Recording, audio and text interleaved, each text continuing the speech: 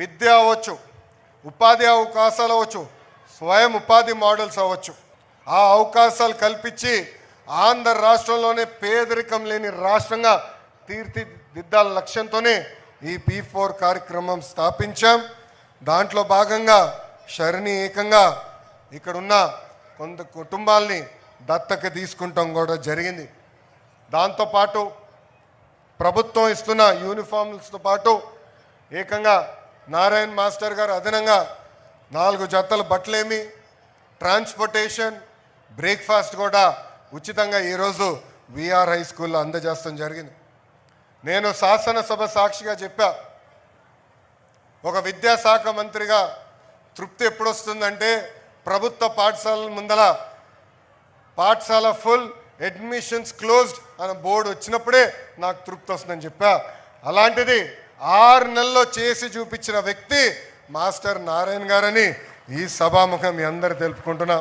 ఈ స్కూల్ ఏర్పాటు చేస్తున్నప్పుడు 2 పిల్లలు, పెంచలయ్య వెంకటేశ్వర్లు, నిరుపేద కుటుంబా నుంచి వచ్చిన ఈ 2 పిల్లలు బాగా చదవాలని అనుకుంటున్నాం, మాకు అవకాశం లేదని ఇక్కడ కలెక్టర్ గారు వచ్చినప్పుడు కలుస్తాం జరిగింది. ఆ 2 పిల్లల్ని నేను వ్యక్తిగతంగా దత్తక తీసుకొని కేవలం హై స్కూలే కాదు ఉన్నత విద్య కూడా అందించే బాధ్యత నేను తీసుకుంటానని ఈ సభాముఖంగా నేను హామీ ఇస్తున్నా. ఇక్కడున్న పిల్లలందరూ నేను ఒక విషయం కోరాలనుకుంటున్నా.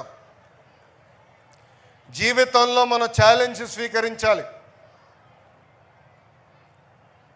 అందరూ ఒక మార్గం ఎంచుకుంటారు, కానీ మనం ట్రెండ్ సెట్టర్స్గా మారాలి. ఇక్కడ ఉదాహరణగా 2 ఇస్తాను నా జీవిత ప్రయాణంలో. మొదటిది 2019లో నేను మంగళగిరి నియోజకవర్గంలో పోటీ చేశా. అది తెలుగుదేశం పార్టీ 1980 తర్వాత గెలవని నియోజకవర్గం. ఒక పట్టుదలతో చరిత్ర తిరిగి రాయాల లక్ష్యంతో నేను పోటీ చేశా, ఓడిపోయా.